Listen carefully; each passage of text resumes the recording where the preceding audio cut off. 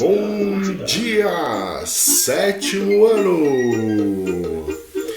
E aí, meu povo, como é que vocês estão? Tudo bem com vocês? Aqui, professor Emerson, professor de ciências, para mais uma aula de terça-feira. Lembrando que toda terça-feira eu não posso estar presencialmente com vocês, mas eu estou assim, ó, de coração, tá bom?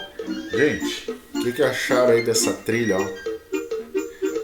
É para não deixar aquele áudio vazio no fundo. Eu tô começando a me profissionalizar para produzir aí um material com mais qualidade. Gente, eu vou deixar essa trilha por enquanto eu dou os recados aqui. É o seguinte,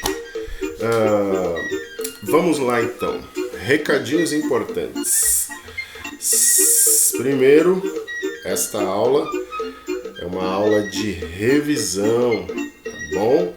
Então, esta primeira aula ela vai ser reproduzida tanto para o sétimo ano B quanto para o sétimo ano A. Mensagem importante então, recado importante para o sétimo ano B.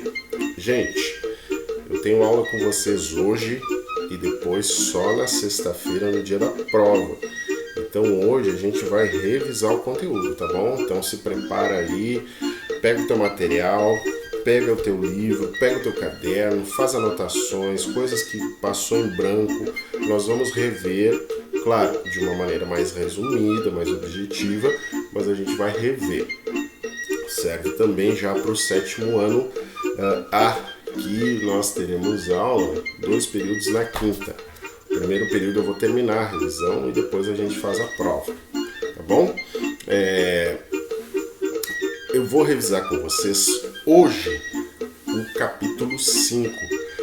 O capítulo 5 vocês já estão craques nele porque vocês fizeram um mapa mental sobre efeito estufa e aquecimento global, que são os principais assuntos desse capítulo, tá? Mas eu vou revisar com vocês ele agora. E depois, para o sétimo ano B, nós vamos fazer uma revisãozinha rápida sobre o capítulo 6, Reino Plantae, ok? E aí, com o sétimo ano A, eu faço essa revisão presencial. Gente, tudo certo? Estão estudando? Estão prontos para a prova? A prova não está difícil, já elaborei a prova de vocês e ela está, ó, uma delícia, tá bom? Então, o que eu preciso de vocês agora? Preciso que vocês prestem bastante atenção, preciso que vocês se acalmem, vão sentando, vão tomando seus lugares e ó, olhem aqui para mim, todo mundo sentado olhando para mim, pegando o livro, deixando o livro aberto, até já vou dizer a página aqui, pra gente começar. Página 27, tá bom? Nós vamos começar falando, né, da composição química do ar, depois a gente vai avançando aquecimento global, efeito estufa e aquecimento global, tá bom? BLZ, podemos começar? Então pega teu material, pega o teu caderno também para te fazer as anotações importantes, lembrando que quando a gente participa, quando a gente escreve, quando a gente anota, olha, o professor falou uma frase importante agora, isso eu não tinha prestado atenção. Ó, isso aqui é importante, então a gente aprende mais, não dá sono, o tempo passa mais rápido, ainda mais com vocês do sétimo ano B, que eu tenho 2 tempos, então gente, vem comigo, foco, atenção para a gente fazer essa revisão. BLZ, tudo certinho? Então vamos começar. Deixa eu tirar essa trilha. Como é que eu vou tirar isso? Vou ter que tirar, vou ter que ficar com a tela escura. Eu vou deletar ela. Eu sei que ela é uma trilha legal. Olha o meu cachorro aí. Ó. Eu sei que ela é uma trilha bem legal. Espero que vocês estejam me vendo agora de volta com a imagem. Então vamos lá, vamos começar, ok? Deixa eu me acomodar aqui e vamos lá. Gente, preciso da atenção de vocês. Quem está conversando agora, por gentileza, o professor está pedindo fundo do coração, silêncio, atenção, principalmente porque a turma de vocês, olhem para mim, a turma de vocês, e agora eu vou me dirigir ao 7º ano B, é o seguinte, o professor só tem essa aula de 2 tempos na terça, que eu não estou com vocês presencialmente, e depois eu tenho aula só na sexta. Então, gente, eu preciso da atenção de vocês, tá bom? Eu preciso da atenção de vocês, Vinícius, Henrique, todo mundo aí, as meninas ali que sentam aqui, ó, aqui na lateral, aqui, ó. Meninas, prestem atenção, parou a conversa, vamos focar pra gente terminar esse assunto e matar isso de uma vez por todas, fazer essa revisão e aí a gente vai estar preparado para a prova, beleza? Então vamos lá. Gente, coisa que vocês já estão agora quase carecas que nem eu de saber. Qual é a composição química do nosso ar? Aqui, ó. O ar que eu estou respirando. Ai, tá meio calor aqui. Qual é a composição química do nosso ar? Gente, o ar, 99% dele é formado de... Deixa eu colocar aqui novamente aquele laser. Ó, 99% do ar é formado de nitrogênio e oxigênio. Aqui já dá 99%. Aí sobra 1%, que é dividido entre dióxido de carbono, argônio e alguns outros gases ali, gases nobres inclusive, que chegam a 0,01%. Mas desses 99% a gente precisa só do oxigênio. Não, nós absorvemos diretamente só do oxigênio, mas nós precisamos do nitrogênio, nós precisamos do dióxido de carbono, nós precisamos de todos. Mas eu e você, quando a gente inspira aqui, ó, a gente consegue absorver só o oxigênio, tá bom? As nossas células conseguem absorver só o oxigênio, e aí eu libero, ó, gás carbônico ou dióxido de carbono e também vapor da água. Tá bom, gente? Essa é a composição química do nosso ar, é uma mistura.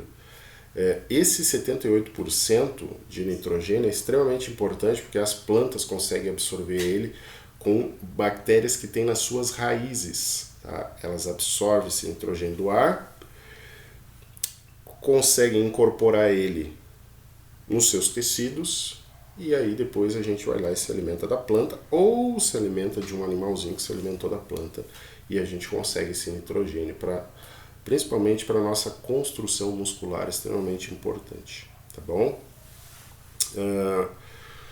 Bom, a princípio é isso, composição química do ar, matamos aqui, não quero ninguém errando na prova, não confundam esses gases, principalmente nitrogênio, ó, e oxigênio, que a gente representa aqui, ó, nitrogênio N2 e oxigênio O2, não confundam esses gases com gases do efeito estufa. O dióxido de carbono que está aqui é um gás do efeito estufa, extremamente importante para o efeito estufa.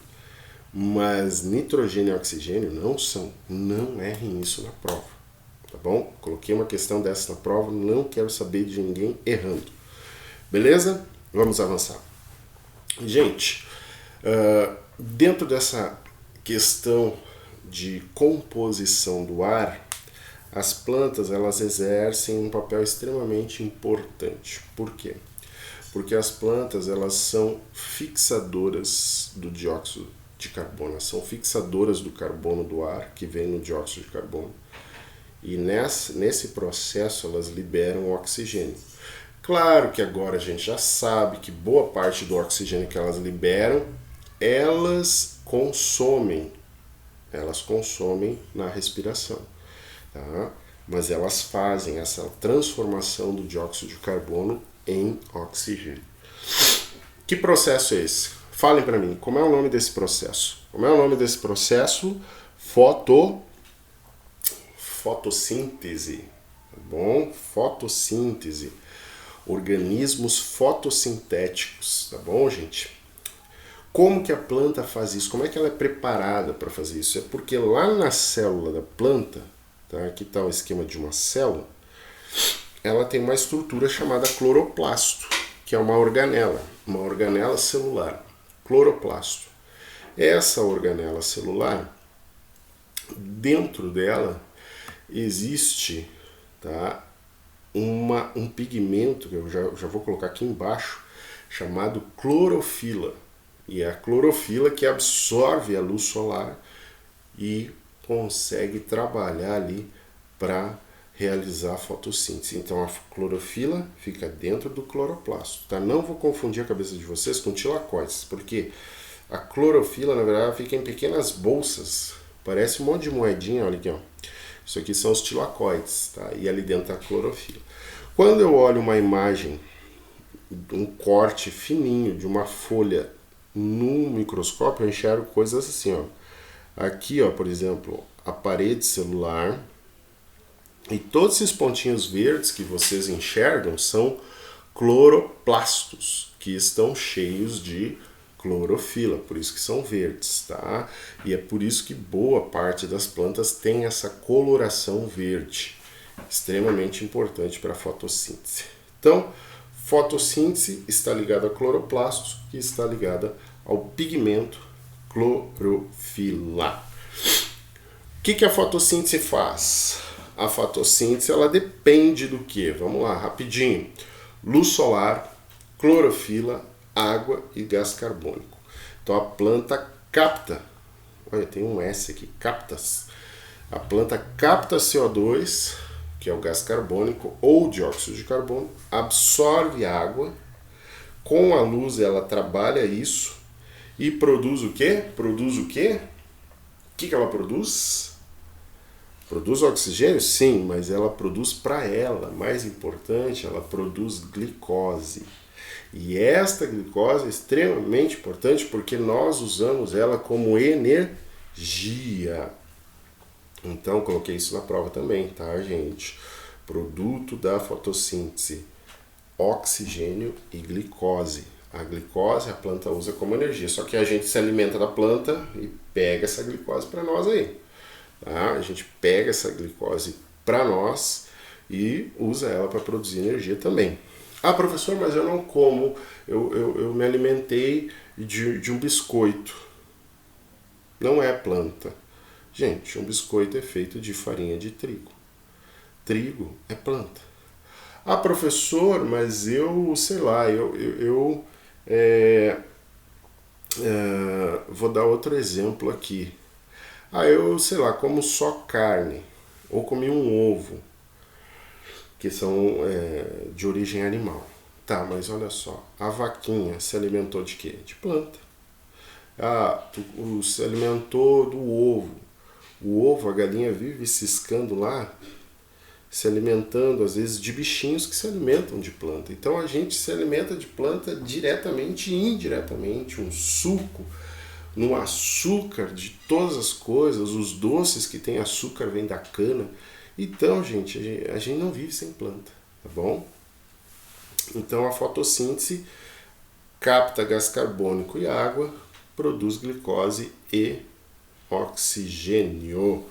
BLZ, vamos avançar?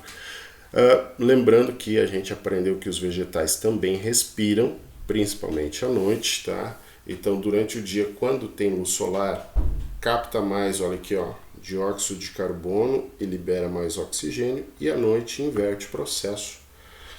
Ela capta esse oxigênio, a taxa de fotossíntese vai baixando, às vezes em alguns casos quase zero, e aí ela agora capta mais oxigênio, né, faz a sua respiração, assim como nós, e libera dióxido de carbono. Gente, isso tudo é extremamente importante para manter o equilíbrio dos gases, tá, na atmosfera. O problema é que nós seres humanos, alteramos todos esses processos e vocês sabem como. Já falei disso, repetindo. Planta carnívora faz fotossíntese? Faz fotossíntese. Por que ela precisa se alimentar dos insetos? Porque ela precisa de nitrogênio no músculo desses insetos, tá?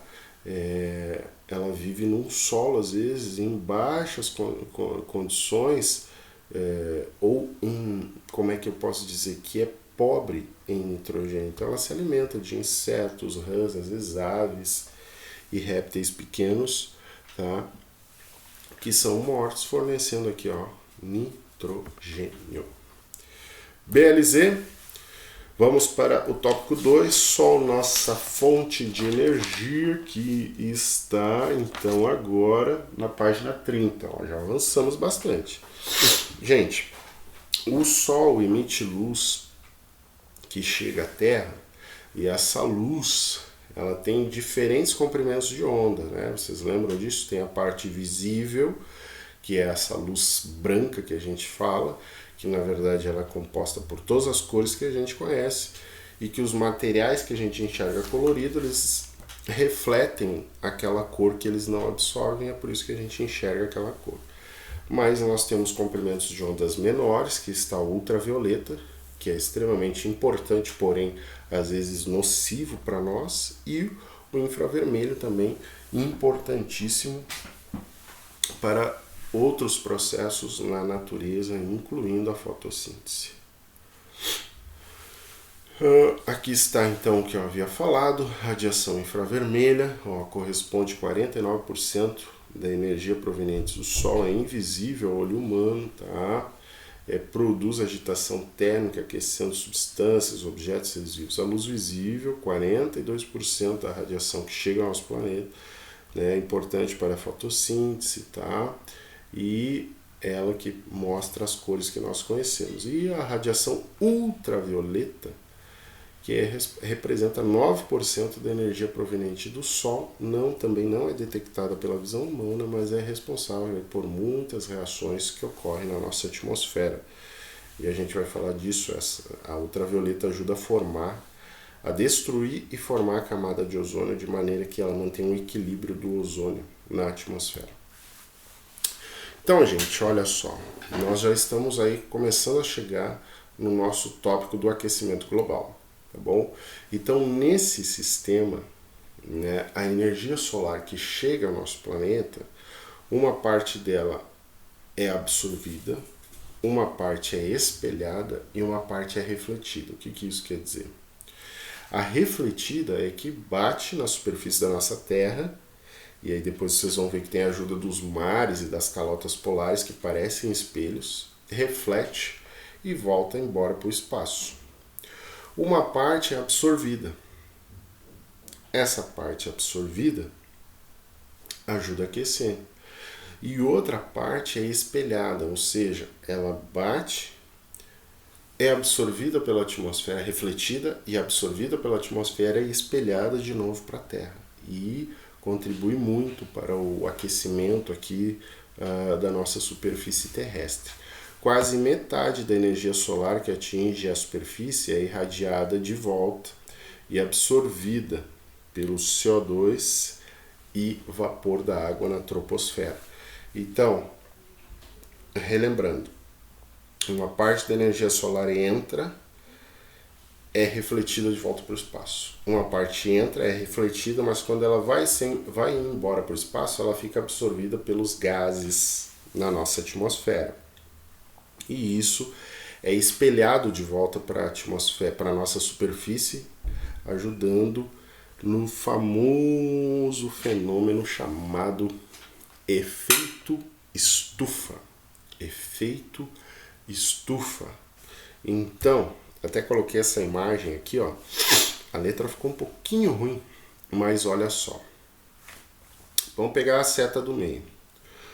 Parte da radiação é refletida pela Terra e pela atmosfera, voltando ao espaço. Então, bateu, voltou.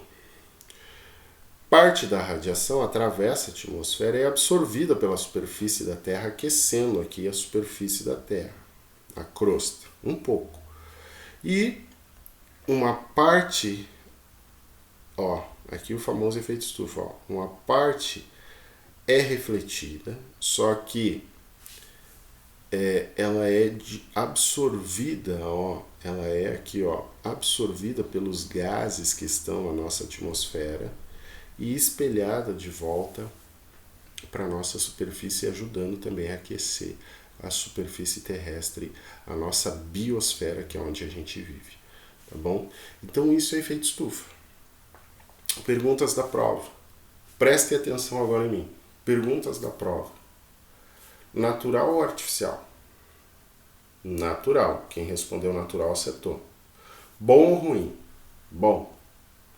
Principal gás? Dióxido de carbono, gás carbônico, CO2. Sim. O gás carbônico é ruim ou é bom? Depende da concentração. A princípio ele é bom, porque sem ele não ia ter efeito estufa.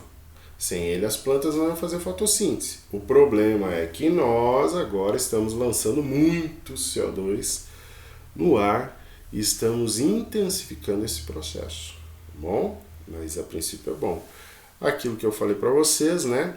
Se não fosse efeito estufa, a temperatura da Terra seria muito fria, temperatura média, tá? Mas existe o porém, né? Se o efeito estufa é intensificado, a gente provoca esse outro fenômeno aqui chamado de aquecimento global, tá bom? Então não confunda na hora da prova. Efeito estufa é um fenômeno natural extremamente importante para a vida. Aquecimento global é o efeito estufa intensificado, tá bom? Vamos lá.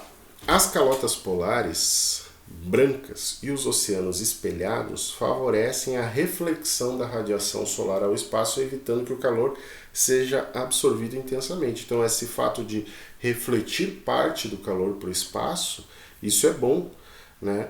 Isso é bom. Eu esqueci de controlar o tempo aqui, gente. Eu vou disparar agora.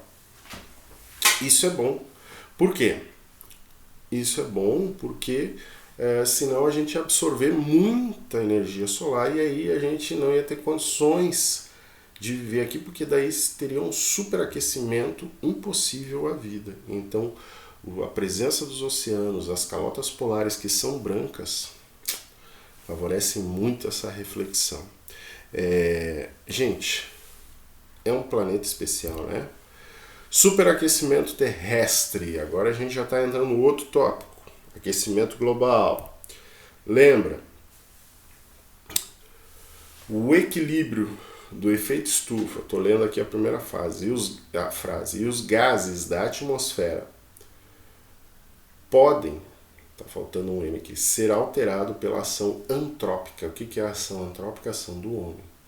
Então, desde a Revolução Industrial, que é uma ação antrópica, quando a gente descobriu as máquinas a vapores e aumentou o uso, principalmente de combustíveis fósseis, como petróleo e carvão mineral, agora a gente começou a despejar na atmosfera grandes quantidades de gás carbônico, tá bom? Esses que estavam, estocados no fundo da Terra, fossilizados. Por isso que é chamado de combustível fóssil, porque o petróleo é um fóssil líquido, tá? Florestas inteiras que foram soterradas, nós acreditamos, pelo dilúvio catastrófico, com todos os seres vivos que estavam ali, foram soterrados pelos sedimentos e sofreram o processo de fossilização e viraram petróleo. E agora a gente vai lá, essas florestas, essas árvores, essas plantas que estavam ali, olha a quantidade de gás carbônico, não o gás carbônico, mas o carbono que estava nos tecidos delas. A gente pega e queima isso e joga de volta como gás carbônico para o ar. E aí a gente começa a ter a intensificação do chamado efeito estufa. Bom, uma coisa que vocês precisam saber para a prova, os gases do efeito estufa, eles estão aqui, são chamados de GEE. Gente, os gases do efeito estufa, gás carbônico, metano, que é CH4, óxido nitroso, N2O, ozônio, O3, clorofluorcarbono, CFC, e vapor da água, que é H2O, mas em forma de vapor, são os principais gases do efeito estufa. Gente, olha aqui para mim. Parem um pouco o que vocês estão fazendo e olhem para mim aqui. Gente, não dá para errar uma questão dessas, né? Olha, não pode confundir os gases do efeito estufa com gases que não são do efeito estufa, que são lá os gases da atmosfera normal, ok? Então não pode confundir. Vou avançar. Aqui é para mostrar da onde que vem esses gases agora que a gente está lançando em excesso na atmosfera. Pela ação antrópica, será que pode ocorrer naturalmente? Então vamos lá. O gás carbônico, que é o primeiro, principal fonte hoje, queima do combustível fóssil e desmatamento, porque quando a gente desmata, a gente queima e a gente libera esse gás carbônico. Então olha aqui, ó, principal, olha a quantidade dele, 56%, tá? Dos gases do efeito estufa, 56% é dióxido de carbono. Então é o principal gás. Depois nós temos o metano, que é o CH4, produzido pela decomposição da matéria orgânica, os lixões, pelos excrementos do gado. Né? Hoje nós temos uma agropecuária muito difundida, nós não temos o tratamento do lixão. Também tem, naturalmente, pelas erupções vulcânicas, pelos pântanos, tudo isso ajuda a produzir metano, tá? Mas principalmente a decomposição da matéria orgânica, que a gente não trata.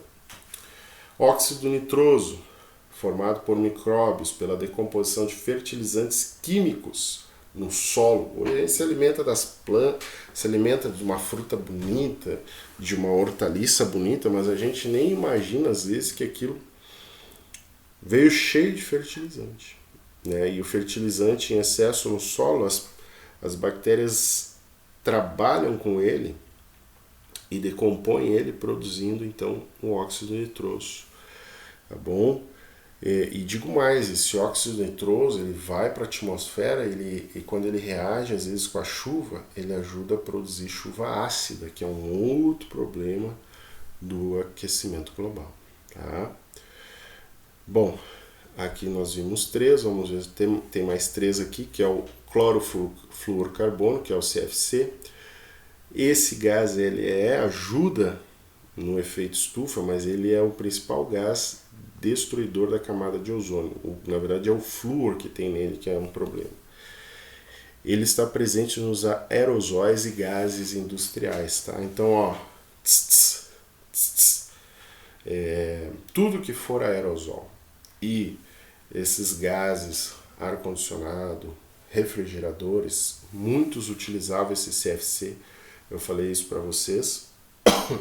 E eles são extremamente poluentes da camada de ozônio, tá? Depois nós temos o próprio ozônio, que é uma camada que existe naturalmente na estratosfera, a gente vai ver isso. Ela é produzida naturalmente pela radiação ali incidindo no oxigênio, tá? Mas também é formada pela fumaça gerada por motores de combustão e usinas geradoras de energia. Tá? E o vapor da água, né, que retém aí o calor atmosférico e distribui pelo planeta por meio de seu ciclo natural. O ciclo natural da água: evapora, condensa, chove, evapora, condensa, chove.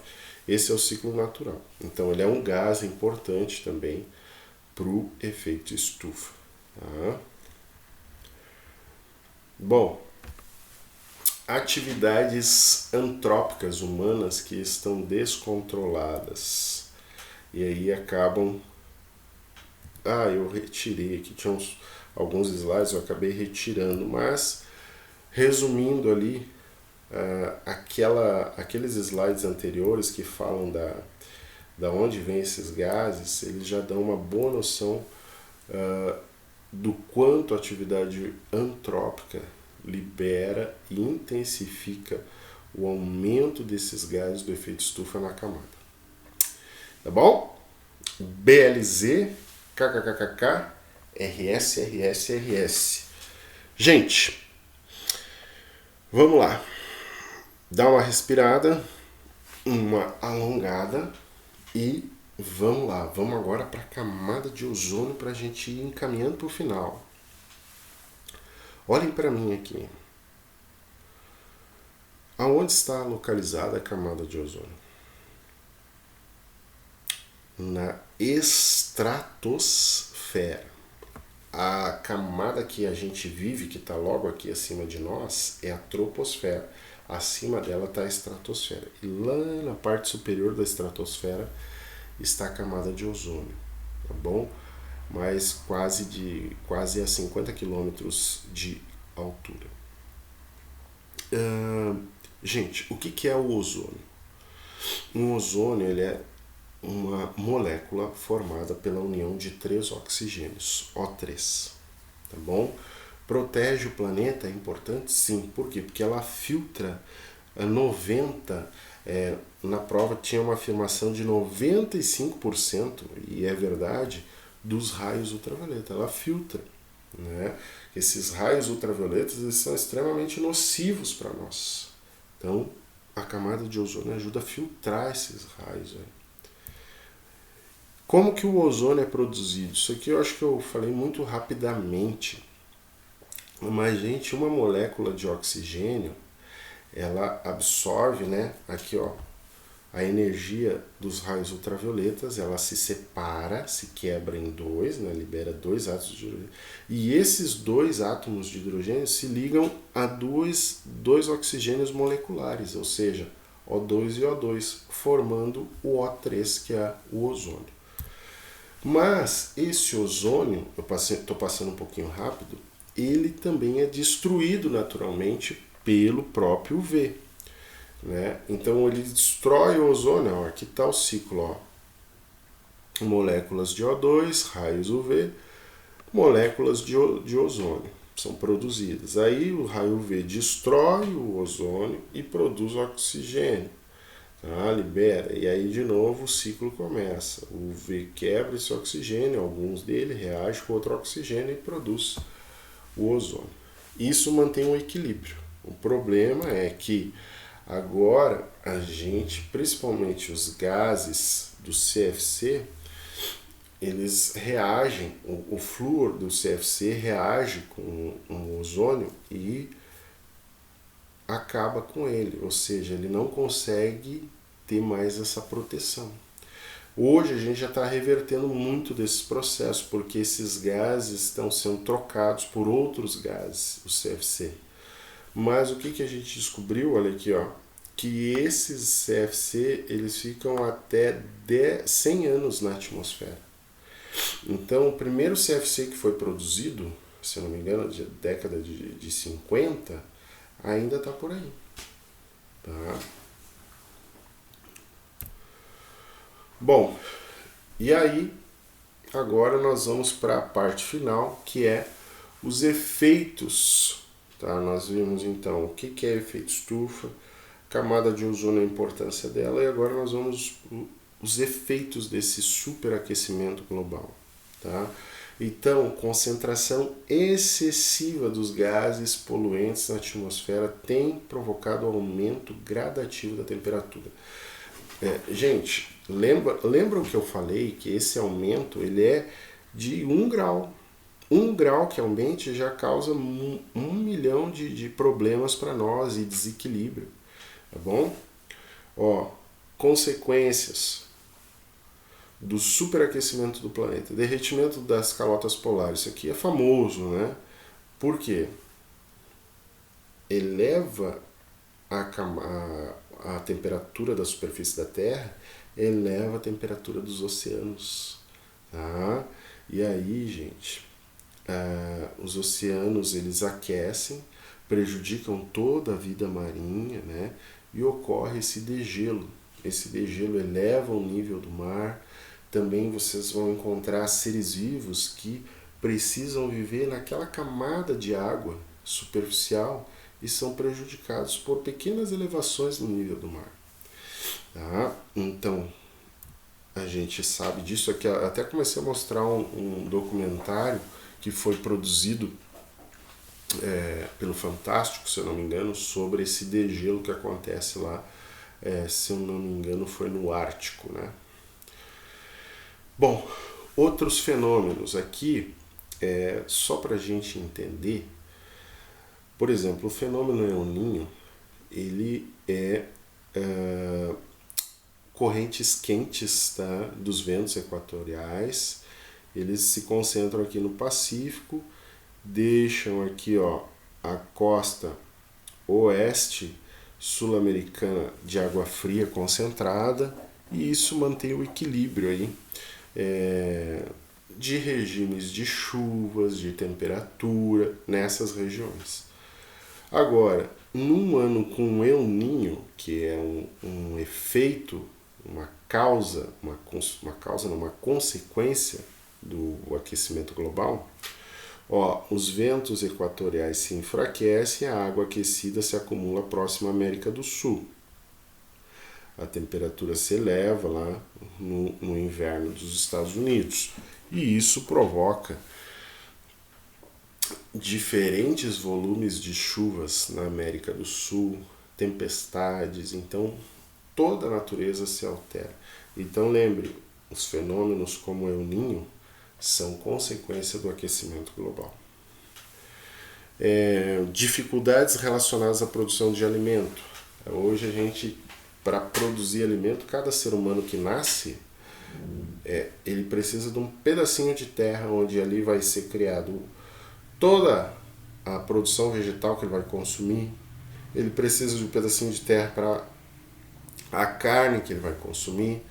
Então a gente tem desmatado, né, para conseguir alimentar a população. Bom, aqui no Brasil chega a ser até uma coisa interessante, né? Nós somos os maiores produtores de alimento do mundo, mas também temos milhões de pessoas passando fome. Isso é uma coisa que a gente não entende e passa pela política de distribuição de renda, tá? Então, gente, o desflorestamento favorece a elevação da temperatura no planeta, afeta o solo, os espaços produtivos, né, tornando necessário um emprego ainda maior de fertilizantes em cultura. Tá? Aqui um exemplo de um avião largando fertilizante nessa monocultura, e isso vai longe, não fica só ali, o vento leva, às vezes vai parar nas nossas casas, então é extremamente complicado isso aí. E por último, o branqueamento dos corais, tá? A extinção de espécies. Aqui, pequenas elevações, o que esse texto está dizendo, pequenas elevações no nível da água e na temperatura da água, elas prejudicam esses corais. Eles vivem em inter-relação com algas e outros seres vivos, e eles dificultam isso dificulta a incorporação de cálcio pelos corais, que ficam enfraquecidos e morrem, tá bom? Então, às vezes, vocês têm regiões que eram extremamente férteis, elas vão morrendo, branqueando e morrendo, tá? E acabou a biodiversidade ali. Então, isso são causas do aquecimento global. Chegando ao final, olhem para mim aqui. Olhem para mim, olhem para mim. Eu e você, nós podemos fazer alguma coisa para mudar isso, sim ou não? Que seria demais a gente entender disso, mas a gente não interferir nesse processo. A gente pode interferir. Vocês que estão me assistindo aí, vocês podem interferir nesse processo. Como? Gente, preservando e, quando puder, plantando árvores, tá? Usando de maneira inteligente a coleta de lixo. Hoje o lixo em casa, vocês já poderiam separar o que é lixo orgânico, o resto de comida, de lixo que é lixo seco, né? São embalagens. Isso iria para reciclagem, esse aqui sim vai para decomposição. tá? Então seria assim a gente fazer a coleta certa dos resíduos, tá? E a distribuição certa desses resíduos. Se vocês não fazem em casa a separação de lixo, comecem a fazer, tá bom? Ó, evitar o desperdício de água. Quantas pessoas não escovam o dente lá, ó, abre a torneira e fica ali jorrando água, que está sendo um desperdício, porque aquela água teve um custo para ser limpa e chegar ali. E a gente joga fora como se não custasse nada. Tá? Reduzir também a produção de lixo, né? Então, comer menos coisas industrializadas, consumir menos, isso tudo, só um pouquinho aqui, senão vai cair um negócio aqui. Já caiu. Isso tudo, né, a gente pode reduzir o nosso consumo. Utilizar meios de transporte alternativos, tá? Quando puder ir de carona para a escola com alguém conhecido, obviamente, seguro, né? Ir a pé para quem mora perto, deixar um pouco o carro em casa. Isso é extremamente importante, por quê? Porque o carro usa gasolina, a gasolina veio do petróleo, tá? Então, tudo isso produz queima de combustível fóssil. Ingerir mais alimentos da estação, porque os alimentos que chegam lá no mercado têm sempre frutas, mas as frutas são de diferentes estações. E como é que tem fruta o ano inteiro? É pelos fertilizantes. Então, na verdade, a gente tem que favorecer o consumo da fruta da estação. Porque aquela que a gente come fora de estação, a gente come à base de uma produção de fertilizantes. Tá bom? Tá? Utilizar sempre que possível fontes de energia limpa.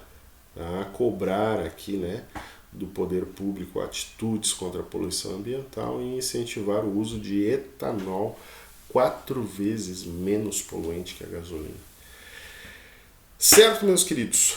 BLZ, encerramos a primeira parte da nossa revisão e agora eu quero propor para vocês, eu não sei, porque, gente, é tanta aula, é tanta turma nesse período que eu estou com vocês aí em Lins, que o professor às vezes ele fica meio que confuso, mas assim, eu não sei se eu corrigi com vocês páginas 39, 40 e 45 da apostila, no capítulo 5.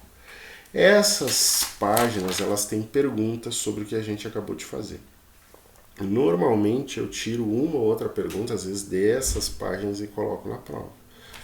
Então o que eu gostaria que vocês fizessem, dessem uma olhada, fizessem essas, respondessem aquelas que vocês não responderam. Ah, professor, mas eu já respondi. Ok. Tem a página 45 também.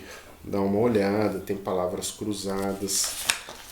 Professor, eu já respondi. Gente, quem já respondeu, tire um tempinho para fazer uma leitura um resumão aí desse tópico. Vocês já escreveram um mapa mental.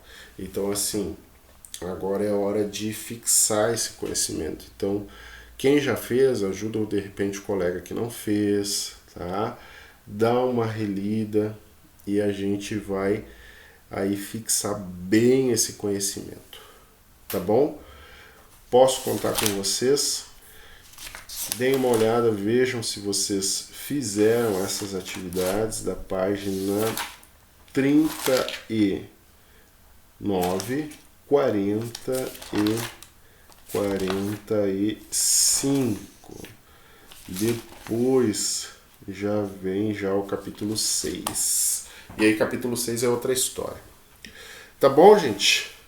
Ah, professora, eu já fiz tudo, né? Principalmente aqui o pessoal do 7º ano A. Professor, já fiz tudo, o senhor já viu, já deu visto. Tá bom. Vocês vão fazer o seguinte. Como eu vou ter uma aula com vocês amanhã, 7º ano A, na verdade 2, amanhã não, é na quinta.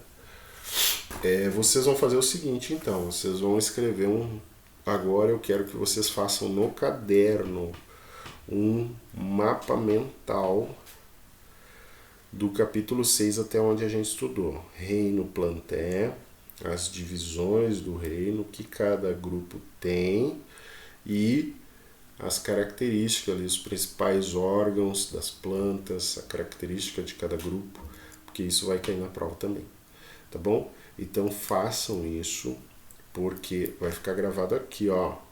Eu vou olhar o caderno de vocês e vou atribuir uma nota para isso.